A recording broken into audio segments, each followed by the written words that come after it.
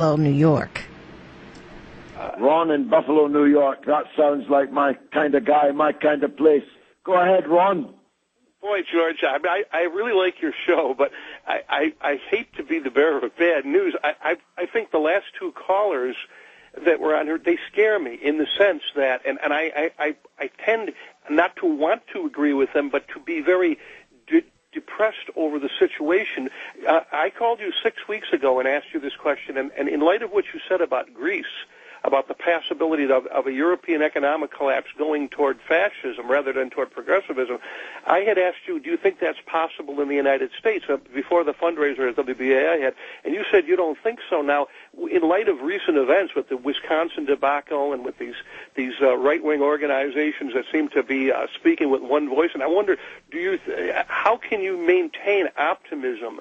I mean, I'll put it in that way. How can you maintain optimism that we can avoid, even in the United States where we don't even have a socialist party or a real far-left alternative? We've got this kind of bourgeois Democratic Party that seems to be scared of its own shadow, and then we have the far right that vote in lockstep, the Christian right organizations within that, and radical Tea Party, militia groups.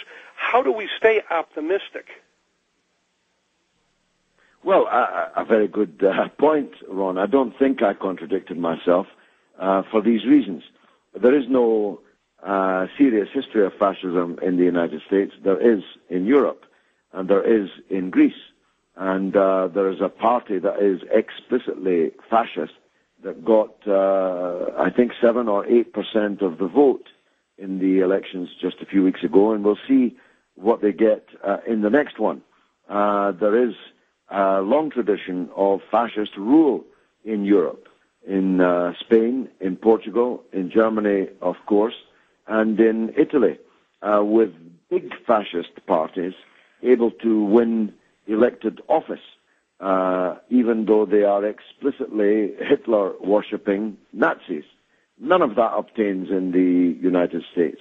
It's true that there are no elected communists in the United States, while there are the French Communist Party has 9,000 elected officials in the country.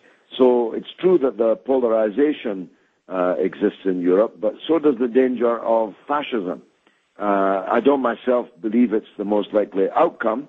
The left is doing much better than the far right in Europe, but that doesn't guarantee that it will always be that way.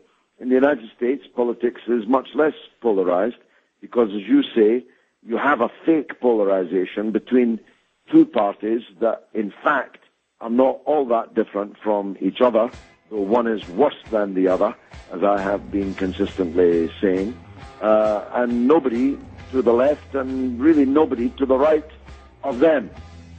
So what I was cautioning you, Ron, when we spoke 6 weeks ago, and I recall it now, was that we mustn't call something fascism when it isn't. We mustn't talk our way into fascism by desensitizing, rather, people to the possibility of it. You have a constitution, which is more than we've got.